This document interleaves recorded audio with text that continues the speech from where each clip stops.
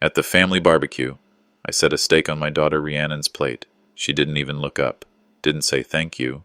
Instead, her husband Sterling leaned in and said, "If you ever want to simplify things, we can help manage the house." I sat there in silence, the smoke from the grill stinging my eyes more than the fire ever could. They thought I was too weak to notice, too old to care. But tucked away in my drawer was a letter from my late wife Evelyn, warning me about this very moment. They believed they'd left me cornered. The truth is, I'd been waiting for them to show their hand. Want to know what I served them besides steak? Follow my story until the end, and comment the city you're watching from so I know how far my voice carries. I didn't used to burn steaks. Back when Evelyn was alive, she'd hover by the grill with her lemonade in one hand and her other hand gently resting on my back, telling me, "Turn it now, Mal." Not too long on that side. She was the queen of timing. Knew when to flip a steak or when to step into a conversation before it turned sour. Without her, I was guessing. About the steaks. About the people I'd raised. The family barbecue had become a tradition after Memorial Day. But this summer, everything felt wrong. The trees in the backyard still offered shade like they always had, and the grill still hissed with smoke. But the air was thicker than usual, like it was holding something back. I stood by the grill, flipping a ribeye that Evelyn would have called just on the edge of perfect. But no one complimented me on the smell or asked if they could help like they used to. Rhiannon was across the yard, thumbing through her phone, barely making eye contact with me. She wore Evelyn's old necklace, though funny how she never mentioned where she found it. Sterling, her fiancé, was holding court at the patio table. Loud. Slick. The kind of man who used too many teeth when he smiled. I heard him telling one of the neighbors about their real estate firm's latest acquisition, an assisted living complex. Of all things, he laughed like the irony was delicious.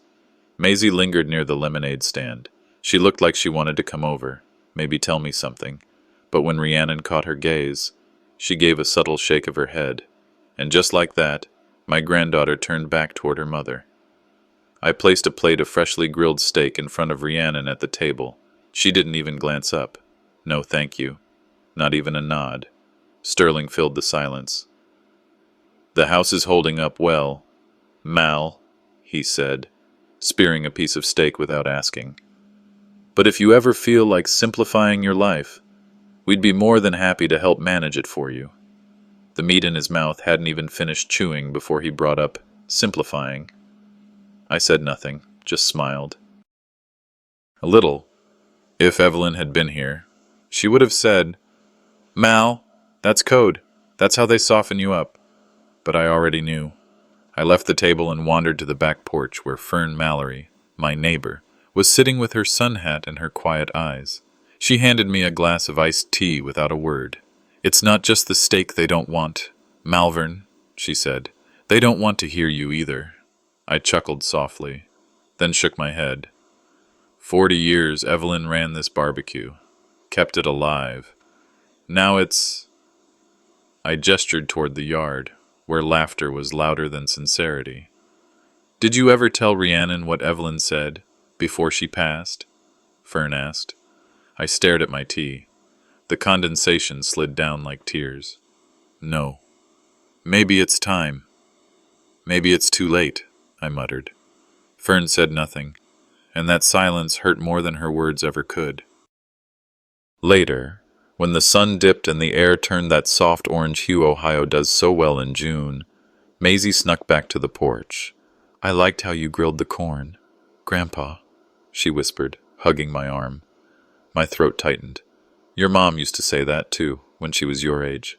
She smiled at that, and I thought about asking her something, maybe whether Rhiannon ever talked about Evelyn, or if the necklace meant anything to her. But before I could, Sterling's shadow loomed. "Come on, kiddo," he said, all fake warmth. "We've got places to be." Maisie looked back once. That was enough. By the time Rhiannon left, the sky was bruised and the guests had scattered. She didn't hug me, didn't linger. "You should think about selling, Dad," she said. "That place is too much for you now." She walked away, her hand flicking her car keys. The same hand that now wore Evelyn's old watch, a family heirloom, unmentioned, unoffered. I watched her car disappear into the streetlight haze, then walked into the quiet house, the kind of quiet that presses on your ribs. In the kitchen, I opened the drawer to put away the carving knife and noticed something out of place, a folded paper tucked underneath the silverware tray. I pulled it out. It was Evelyn's handwriting. A list. Her list. In that looping cursive she'd always used. At the bottom, a line scratched halfway through. Do not let R. That was all. The rest was smudged, torn. But her signature was clear. Evelyn Cotter. I stood there for a long time, the paper trembling in my hand. I stared into the window above the sink, where my reflection stared back, older, quieter, angrier. And for the first time in months, I felt something besides grief. I felt purpose. The house was too still that night. After the barbecue, I should have been tired enough to fall into bed, but my mind wouldn't quiet. The echoes of Sterling's voice, the way Rhiannon barely looked at me, and Maisie's fleeting kindness, they all sat heavy in my chest. I found myself back in the kitchen, standing over the same drawer I had shut only hours ago. The yellow glow of the old lamp above the sink made the kitchen look like Evelyn was still here. She always liked that soft light. My fingers hesitated on the drawer handle. Then I pulled it open again. Underneath a loose flap of foil, I felt the corner of an envelope. It was old, its edges curled, the paper yellowed. Across the front, written in Evelyn's careful, slanted hand, Velma, open if he hesitates. Velma, my wife's sister, my sister-in-law. And Evelyn had written this as if she knew I would falter. My throat closed up. For the first time in months, I felt like Evelyn was speaking directly to me. I sat at the kitchen table, the envelope resting in my palm. I thought about opening it right then, but my hands shook. Instead, I reached for the phone. My finger hovered over Velma's number, one I hadn't dialed in too long. Finally, I pressed it. She answered after 2 rings, her voice steady, like she'd been expecting me. Malvern? It's me, I said quietly. I found something, an envelope, with your name on it, written by Evelyn. Silence stretched on the other end. Then Velma exhaled, heavy. I was hoping you'd never have to find it, she said. Her voice lowered, like she was speaking to the past. Bring it to me in the morning. I stared at the envelope long after she hung up. Sleep never came. I wandered the living room, looking at the family photos Evelyn had hung with such care. Her smile above the fireplace seemed sharper now, almost as if she were warning me. I remembered her whisper once, months before she passed. Don't let grief make you blind, Mal. At the time, I thought she was talking about herself. Now I wasn't sure. By morning, I drove to Velma's small house on the edge of Cedar Grove. She met me at the door in her robe, her gray hair tied back. Without a word, she led me to the kitchen table, slid a letter opener across to me, and placed the envelope under my hands. My chest tightened as I slid it open. Evelyn's handwriting filled the page, shaky, uneven, but unmistakable. If Rhiannon pushes, it's not for your sake. Sterling has plans for the land. Don't let their warmth fool you. I saw the contracts he printed, hidden in Rhiannon's drawer. The words blurred for a moment as my eyes stung. Velma reached across, her hand resting on mine. She wrote that 2 weeks before her stroke, she said softly. I read further. Evelyn had crossed out one line, then written it again with more force. You gave her too much. She loves you, yes, but not more than what she stands to gain. I swallowed hard. Evelyn's doubt was there in every trembling line. Her love for me tangled with her fear for what Rhiannon had become. Velma's eyes were wet, but steady. Ev didn't want to believe it either, but she knew Sterling was pulling her strings. I folded the letter slowly, as if it might tear. The words carved something into me that would never fade. Velma hesitated, then stood. She opened a small box from the cabinet and brought out a second envelope. It was thinner, newer, sealed tight. She set it before me. This one, she wrote for Maisie, Velma whispered. She told me, if I can't give it to Malvern myself, Then you must. The envelope felt heavier than it looked when I picked it up. My name wasn't on it. Maisie's was. I didn't open it. Not yet. My hands tightened around it, my eyes fixed on Velma's. For the first time since Evelyn's death, I felt her hand guiding me again, through her sister, through her words, through this letter meant for our granddaughter. And I realized Evelyn had prepared for a fight she knew I would one day have to face. The kitchen smelled faintly of yesterday's charcoal, the kind that lingered no matter how wide I opened the windows. I had set a small pan on the stove, reheating a piece of steak from the barbecue. The hiss of fat was the only sound until a knock at the door broke it. When I opened it, Rhiannon stood there, arms folded, her smile stiff. "I thought I'd help clean up," she said, stepping inside before I could reply.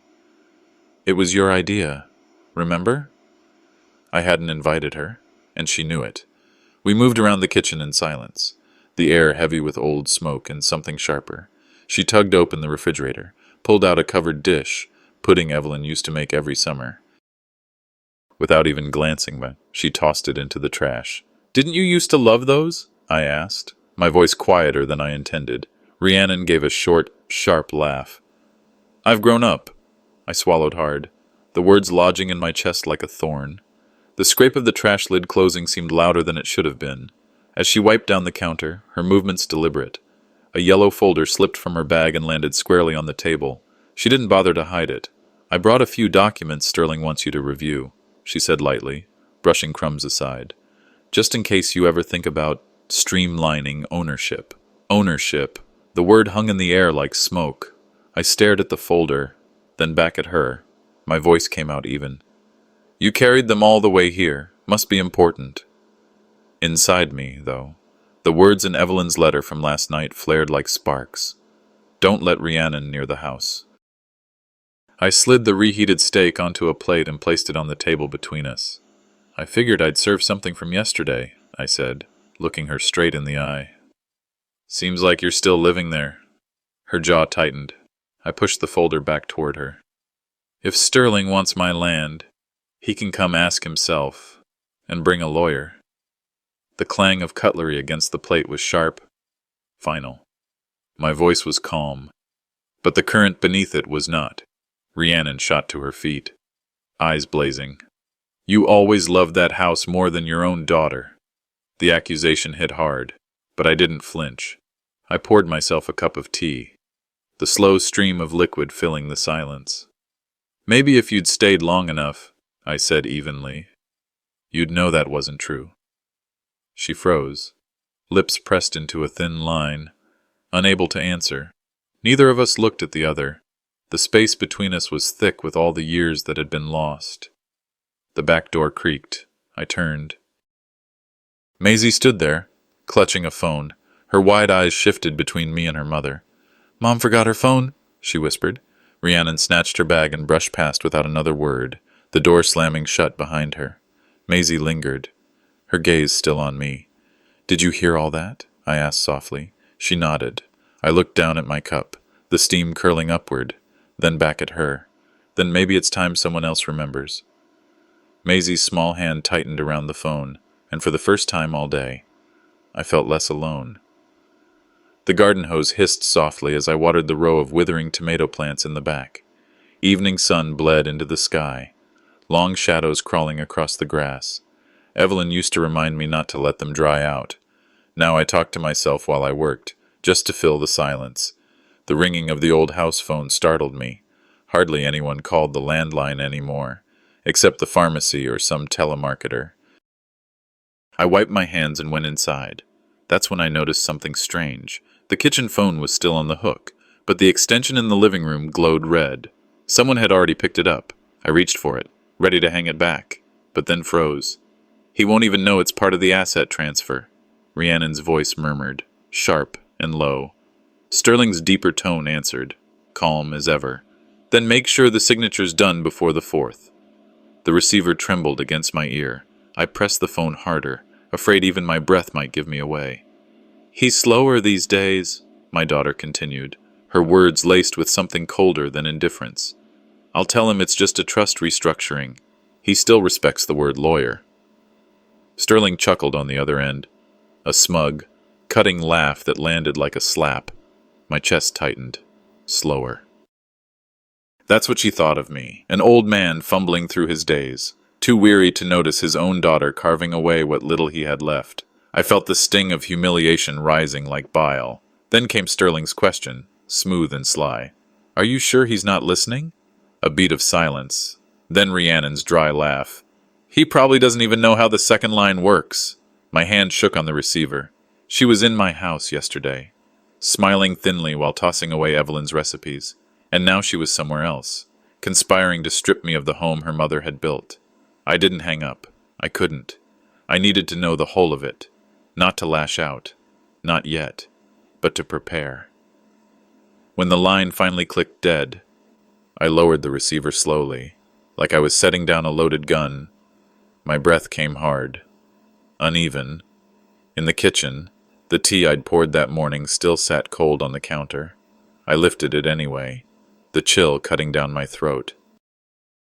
My eyes drifted to the framed picture above the mantel. Evelyn, smiling gently in the sunlight of a long-gone summer. She's not cruel, Evelyn had once whispered to me on a stormy night after another quarrel with Rhiannon. She's just too much like her father. Back then, I thought it was meant to comfort me. Tonight, it felt like a warning I'd ignored. A knock pulled me back. I opened the door to find Fern Mallory, her warm hands cradling a bag of fresh-baked rolls. Thought you could use some company, she said softly. I forced a smile, waved her in. We sat in the living room for a while, talking about nothing, her garden, the weather. I never once mentioned the call. Her eyes, though, lingered on the phone, the little red light still glowing faintly. You all right, Malvern? She asked, studying me. I met her gaze. Steady. No, I admitted, my voice rough. Then, quieter. But I will be. When she left, I didn't sit back down.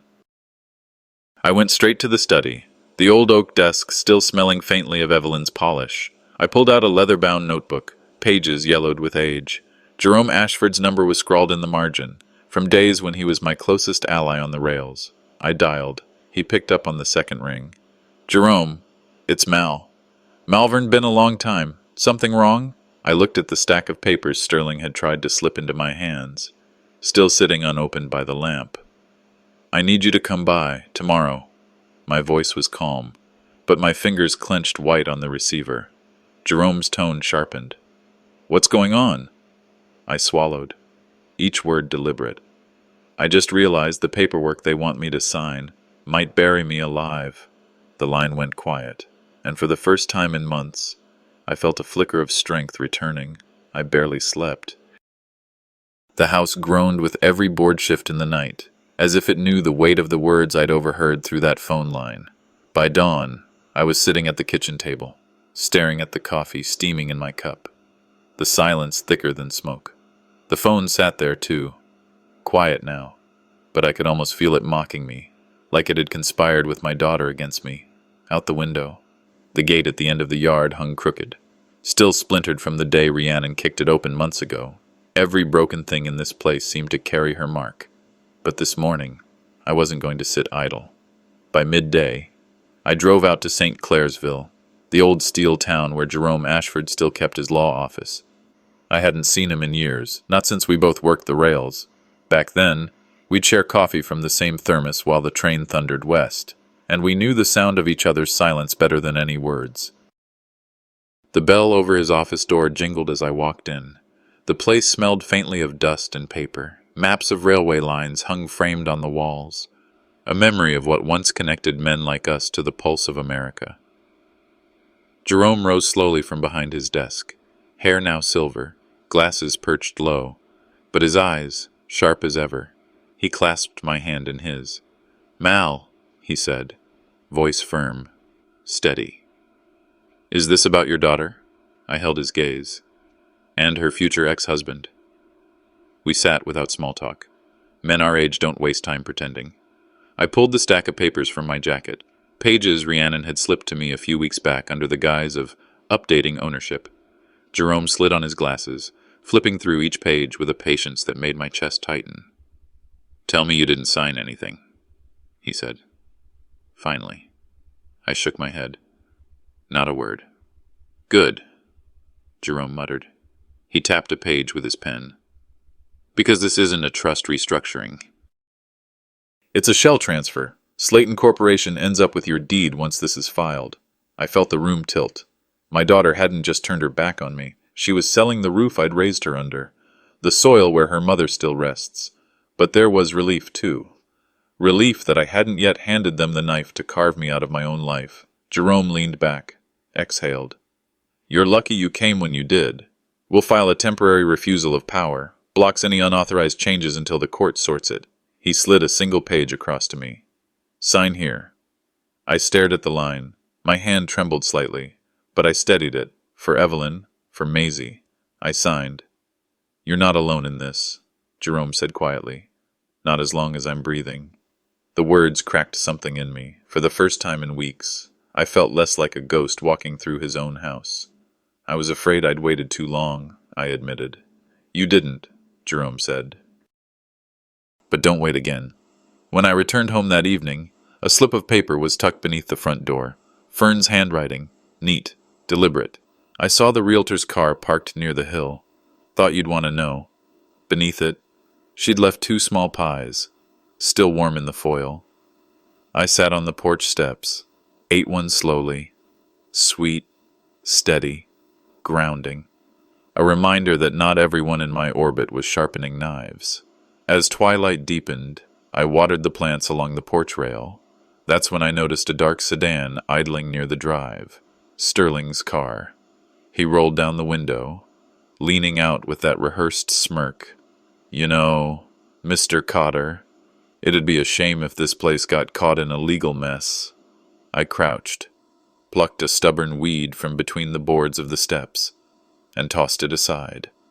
Then I looked up at him, calm as stone. "Then you'd best wear gloves," I said. His smile faltered. The car rolled on, gravel crunching under his tires. I stood there long after he was gone, the night air cool on my face. He knew I wasn't blind anymore, and I knew the fight had just begun. The afternoon sun pressed down on the backyard like a heavy hand. I wiped sweat from my brow and set the old grill tools on the wooden bench. Evelyn had polished these every summer, swearing that clean tongs made the meat taste sweeter. I held the spatula a moment longer than I needed to, letting memory ache in my fingers. The coals weren't hot yet, but the silence already was. Fern's voice drifted over the fence. She balanced a tray of green beans, steam still curling from the lid. "She's coming, isn't she?" I didn't look up, just gave a small nod. The scrape of metal on metal as I laid the grate in place said enough. A few minutes later, the crunch of tires rolled down the gravel drive. Sterling's black SUV gleamed like a crow in the sun. The door opened, and Rhiannon stepped out. Sunglasses, bright dress, a smirk that tried to pass for casual. She moved toward me with her chin high. "Is this us being civil?" I poked the coals with the poker. "Depends on what you brought." She laughed lightly, but it fell flat in the heat. We sat opposite each other, the grill between us, its smoke rising like a curtain. I laid a slab of beef across the grate. The sizzle filled the silence. She began with small talk, about Maisie's school, about how long the summer seemed this year. Not once did she meet my eyes. I let her words run dry before I asked, "How long have you been planning for this house to be yours?" Her hand tightened around the glass of tea she had poured herself.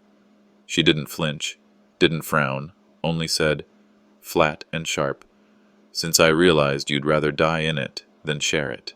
The steak hissed, but all I heard was the sound of something breaking that had never quite healed. Maisie arrived not long after, her small feet pattering on the porch. She held a harmonica in both hands, grinning wide. "Grandpa, I brought this for you." I crouched and took it from her carefully, as if it were a relic. I pressed it to my lips, and a low, trembling note wavered out into the air. For a brief second, Evelyn was here, humming along. Sterling stood by his SUV, watching the scene through the tinted lenses of his glasses. He said something low to Rhiannon, who tilted her head toward him before turning away. The note from the harmonica died, leaving the heat to speak for us. Later, when I carried the trash bag around to the bins, I passed close to Sterling's SUV. The window was down. Voices floated out. Sterling's. Once he signs the health proxy, it's all clean. Rhiannon's. He won't resist forever. He's soft for her. They didn't say my name. They didn't have to. My grip on the trash bag tightened until the plastic crinkled loud in my hand. I kept walking, slow, steady, though my pulse drummed like a war beat in my ears. I returned to the table, set myself down, and cut into the last piece of steak, chewed slowly, deliberately. Rhiannon glanced at me, uncertain. "Is it too tough?" she asked, sarcasm hiding the quiver at the edge of her tone. I swallowed, then looked her dead in the eye. "No, I've chewed through worse." The air held its breath. Across the yard, Sterling lowered his phone, his face finally still. When they finally made their way back to the SUV, Rhiannon turned, one hand on the door. "I hope you're not planning to live alone here much longer. It's not safe for someone your age." Her words were sweetened poison. I didn't bother replying. I just let the corner of my mouth twitch, something between a smirk and a scar. As their taillights disappeared down the lane, I reached into my pocket. The pen Sterling had given me weeks ago, the one he said would make updating the paperwork easier. I waited in my palm. The coals still glowed. I tossed the pen into the red embers and watched it blacken, melt, and vanish in a hiss of smoke. The fire hadn't gone out. Neither had I. The smoke from yesterday's barbecue still lingered faintly in the curtains. I sat in Evelyn's old study, the lamp spilling a golden puddle across her desk. The house was quiet, except for the rasp of cicadas outside. But inside me, the echoes of Sterling's smug voice and Rhiannon's cold tone hadn't gone silent. I pulled open the bottom drawer, the one Evelyn always kept locked. The key had been hidden where only she thought to look, inside a porcelain vase shaped like a bluebird. My hand shook as I slid it into the lock. The drawer creaked open. Inside lay stacks of papers I hadn't seen since Evelyn's last hospital stay.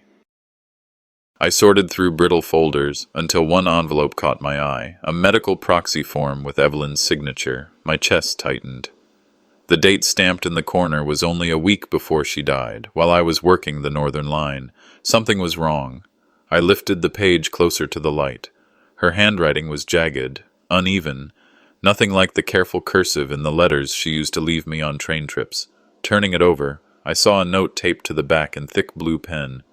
For Slayton Holdings only. Sterling's name leapt from the shadows like a blade. My breath caught in my throat. Evelyn, had you been forced or tricked, and why hadn't I been there to stop it? That night I barely slept. In the morning I dialed Jerome. Did Evelyn ever authorize anything while I was gone? My voice cracked more than I wanted. Jerome was silent for too long. Finally, he sighed. She signed something, Mal, but she wasn't well. I objected, but she insisted. I hung up, my stomach hollow. Maybe she hadn't known what she was signing.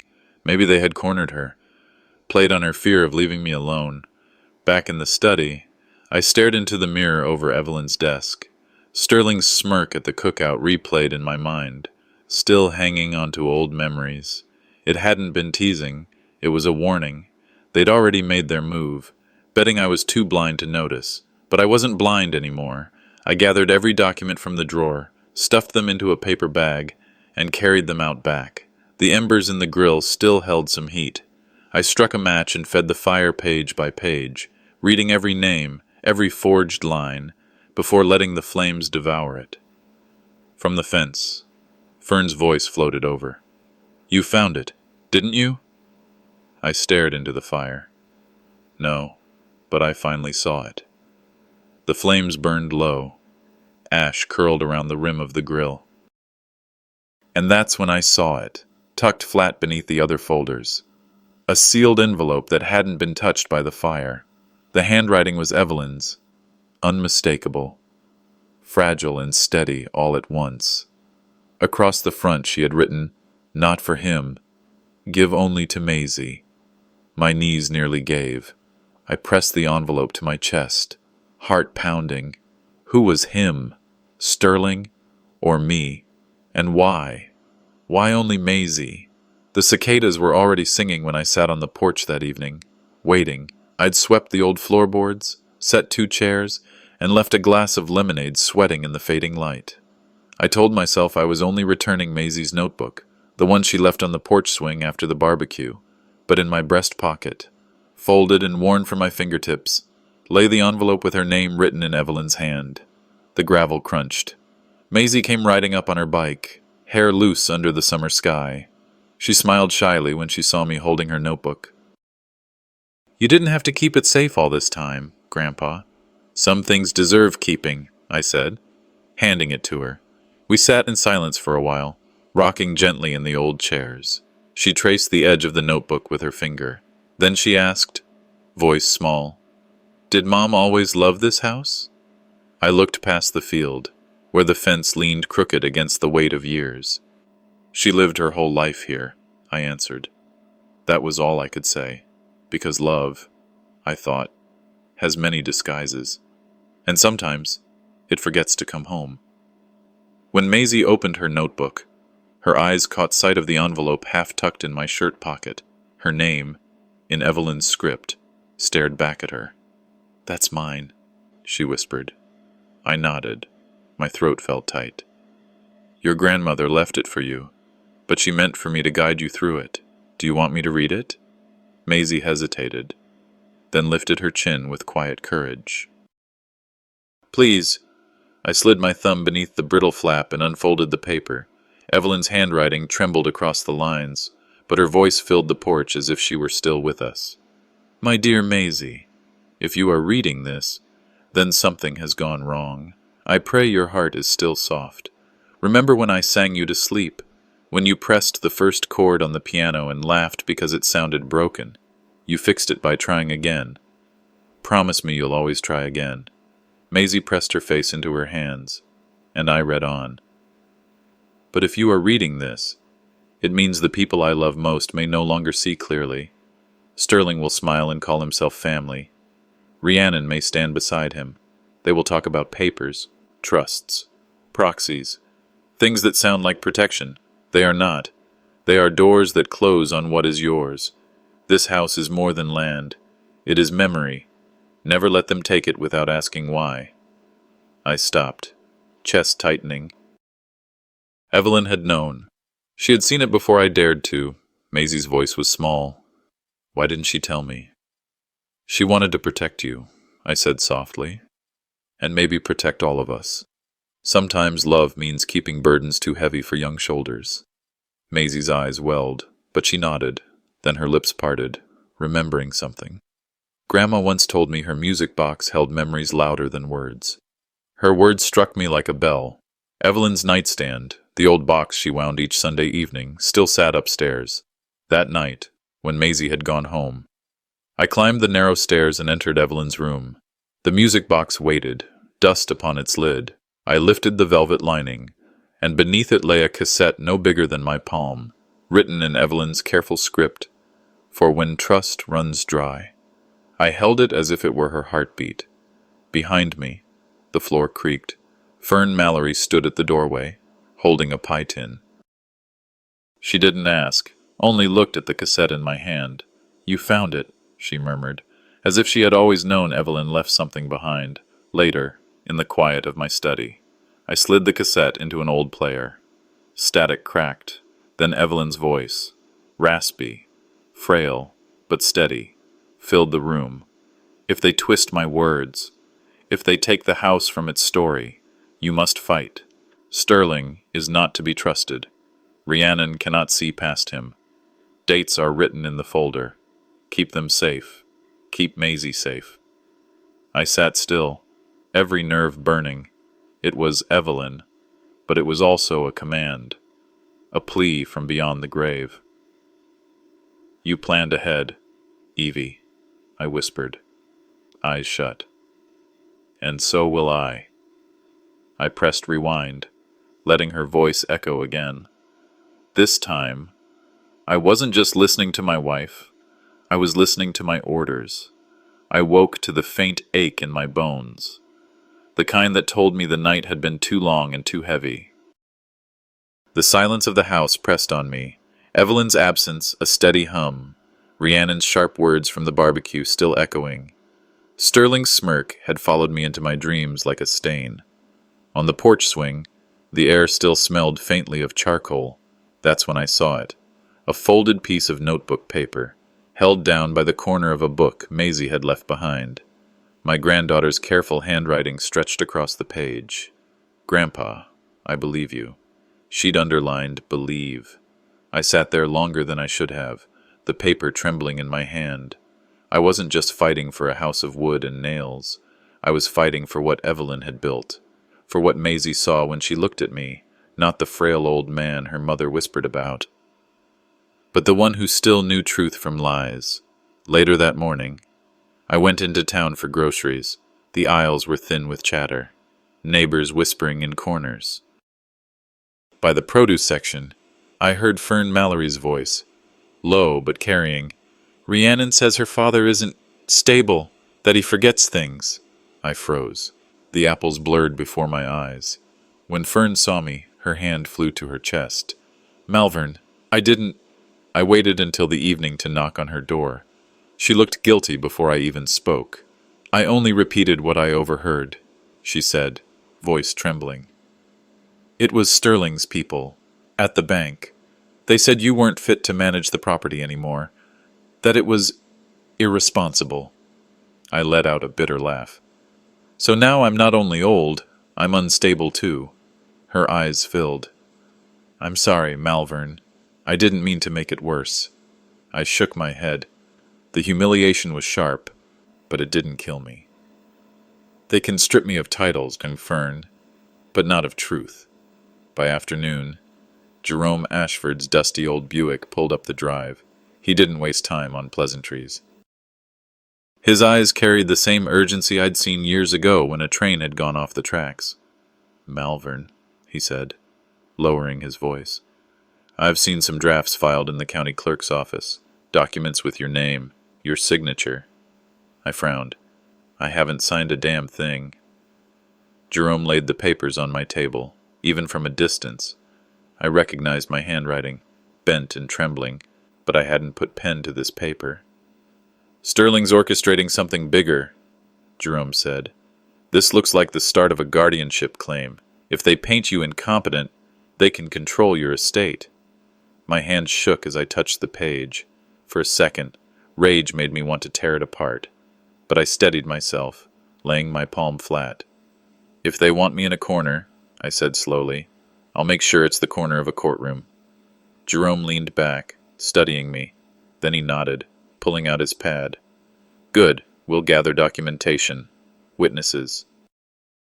If Velma will testify, that could change everything." For the first time in weeks, I felt the stirring of a plan. Maisie arrived just before dusk, her backpack slung over one shoulder, her eyes red from crying. She sat on the porch step, hugging her knees. "Mom says you're losing it," she whispered. "But I know you're not." I reached out, resting a hand on her shoulder. "Don't let her catch you saying that, sweetheart.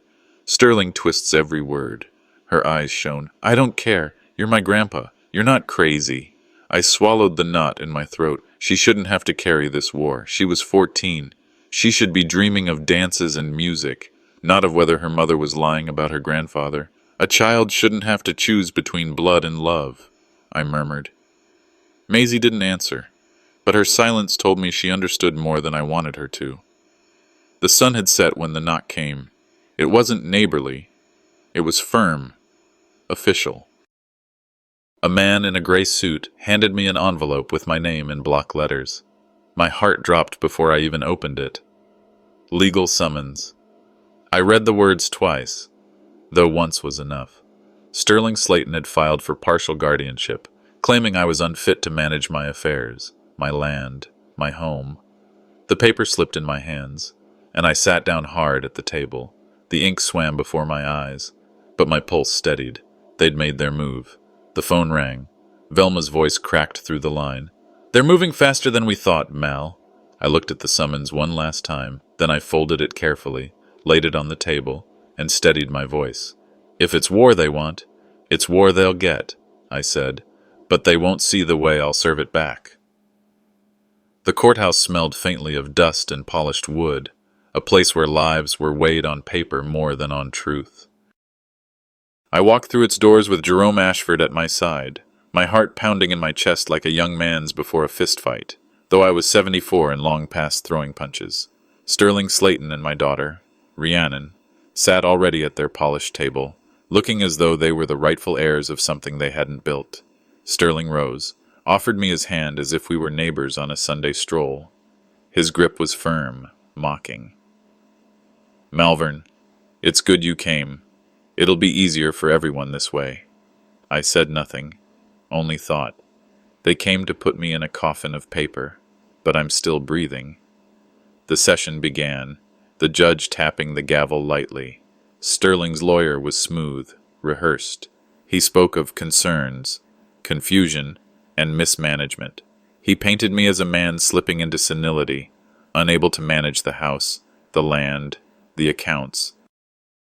He even produced so-called notes from a physician I had never seen, along with financial drafts carrying a shaky version of my signature.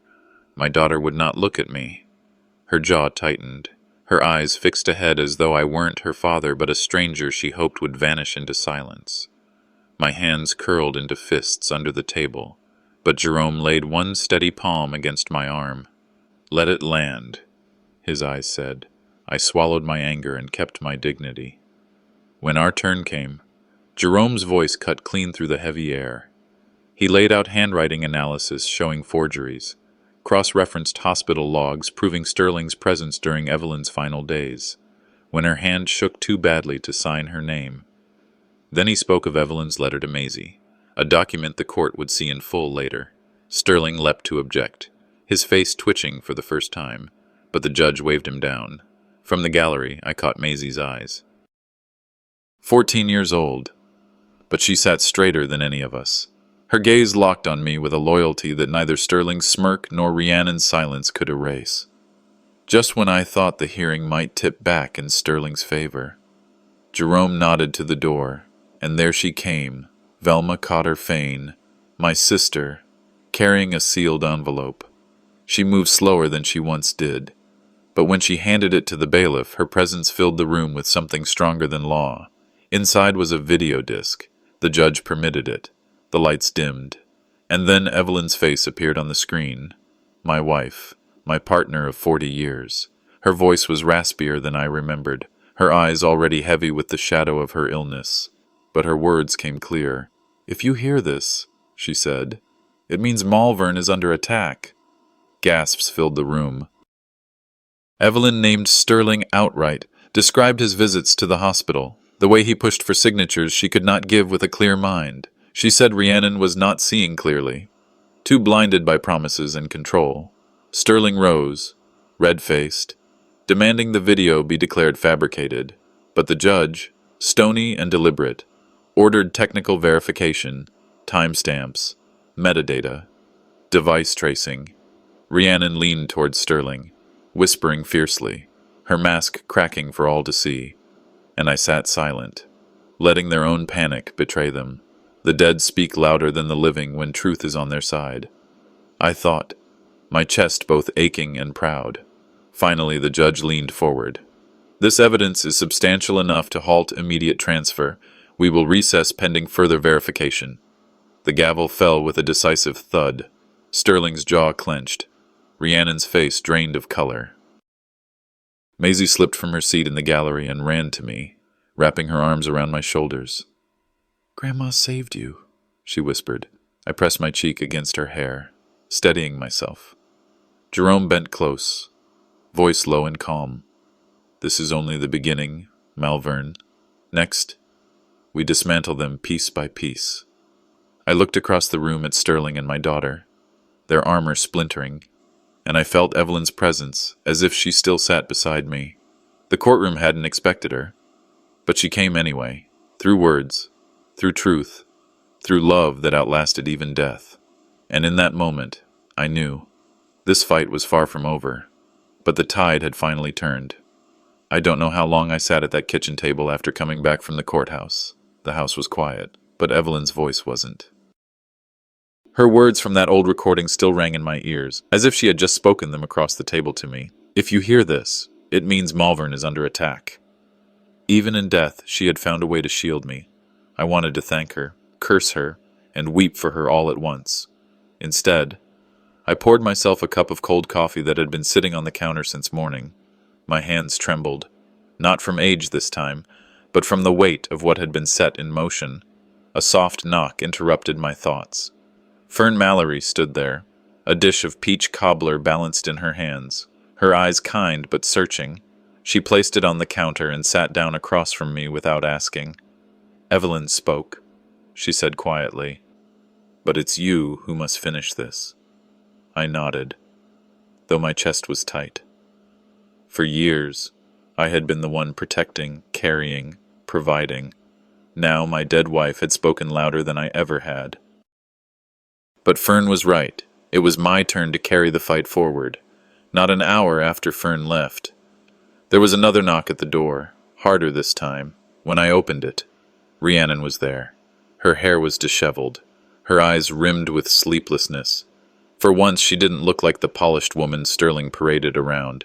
She stepped in without waiting for me to invite her, pacing my living room as though she owned the floor. "I didn't mean for it to go this far," she said. "Sterling, he pushed everything. I never wanted, I just thought—" She trailed off. I sat in my chair and let her words hang. I'd heard excuses before, from her, from Sterling, from men on the railroad who gambled away paychecks and blamed the bottle. "You told yourself a story," I said finally, my voice low, "that it wasn't really you, that you were just standing by. But tell me, Rhiannon, was your silence bought, or was it given freely?" She froze, her mouth opening, then shutting again. For a moment, her mask cracked and I thought I saw my little girl again, the one who used to run across the yard barefoot, calling for her mama. But the moment was gone. She turned away, muttered something I couldn't catch, and left without answering. The door shut harder than it should have, and the old frame rattled. Later that night, the phone rang. Jerome's voice was sharp, urgent. "Sterling's filed to have the video suppressed," he said. "Calls it inadmissible hearsay. He's also preparing to accuse you of coercing Maisie." My grip on the receiver tightened until the cord squeaked. He'd drag his own stepdaughter into this filth? Malvern, and he's desperate. That video shook him. This is retaliation. I closed my eyes, forcing my voice to steady. Let them come. Truth has longer legs than lies. Jerome promised to work through the night. I could hear the rustle of papers on his desk, the scratch of his pen. My old friend was already in the fight with me, and I took comfort in that. The next day, Velma came by. My sister looked older than I remembered, her hair pinned back too tightly, her eyes heavy. She placed a folded envelope on the table between us. "I should have given you this sooner," she said. It was Evelyn's handwriting, a letter, one she had written before the hospital, warning Rhiannon directly about Sterling, telling her to keep away, to trust her father, to remember that the house wasn't just wood and stone, it was the marrow of our family. Velma confessed she had hidden it. "I was afraid it would tear you and Rhiannon apart too soon." I felt anger rise, but I pushed it back down. There had been too many secrets, too many delays. Still, I pressed her hand before she left. "Thank you, Velma. This may be the thing that saves us yet." That afternoon, Maisie came by. Her eyes were red. "Grandpa," she whispered, "Mom called me a traitor. She said I'm choosing you over her." I pulled her close, my heart breaking. "You don't owe anyone silence when truth is at stake," I told her. "Love doesn't ask you to betray yourself." She cried into my shoulder, and for a moment I forgot the court, the lies, the battle. For a moment, it was just me and my granddaughter, holding each other against the storm, but the storm wasn't done. Near dusk, Jerome arrived in person, his face pale. He set a folder on my table. "They've produced another letter, supposedly from Evelyn. This one says she feared leaving the estate in your hands. It paints you as unstable." I stared at the page until the words blurred. The handwriting was close, but not hers, not the woman who had written me love notes in the margins of grocery lists, not the woman who had left the video that shook the courthouse. My voice was steady, but cold. That wasn't my Evelyn's voice. That was Sterling's pen. I pressed my palm against the wood of the table, as though bracing for the ground itself to shake. They had turned Evelyn's memory into a weapon, and now I knew. The fight wasn't just about my house, or even about me. It was about defending the truth of the woman I had loved for 50 years, and I swore to myself they would not bury her voice beneath their lies. The courthouse smelled of dust and varnish, the kind of scent that clung to old wood and old secrets. I sat down at the plaintiff's table with Jerome Ashford at my side, my back stiff but steady. Across the aisle, Sterling Slayton leaned back in his suit as if the chair belonged to him. Rhiannon sat beside him, lips tight, eyes darting anywhere but toward mine. The judge's gavel cracked once. Today, this court will decide the admissibility of contested documents and testimony. The outcome will determine control over the Cotter estate. I closed my eyes for a moment, hearing Evelyn's voice from that recording in my mind. If they twist my words, Mal, you must fight. My fingers tightened on the table's edge. This wasn't just about me. It was about Evelyn's truth, and about Maisie's future. Jerome stood first, calm, deliberate. He introduced the handwriting analysis. A forensic examiner flipped open enlarged images, Evelyn's birthday notes, recipe cards, and letters from the hospital days, side by side. The so-called second letter collapsed like a cheap mask. The strokes were wrong. The ink dated to months after her passing. The examiner spoke with finality. This document is not authentic. It was manufactured. Gasps stirred the room. Sterling shifted in his seat, tugging at his tie. Rhiannon's gaze fell into her lap. Then Fern Mallory stepped up. Her hands trembled slightly as she took the oath, but her voice was clear. I saw Evelyn write her last letter. She gave it to me to keep safe. This was not her hand. I would stake my own name on it. Vindication swelled in my chest, not triumphant but searing, like a wound cauterized. I wanted to look at Rhiannon, to see if she flinched, but she refused to lift her eyes. Sterling tried to regain ground. Your Honor, the intent here was only to secure the estate responsibly, so Rhiannon wouldn't waste it. The words hung in the air like a confession. Even he realized too late what he'd revealed. The gallery murmured, the judge's face hardening. Jerome pressed forward. So it was about control, not protection, about lining Slayton's coffers, not honoring Evelyn Cotter's wishes. The judge slammed the gavel. The motion to suppress is denied. Evelyn Cotter's recorded testimony is admissible. The forged letter will be turned over for criminal investigation. Sterling's composure cracked. He rubbed his forehead, muttering at his attorney. I sat very still, letting his unraveling speak louder than anything I could say. Paper coffins split when truth breathes, I thought.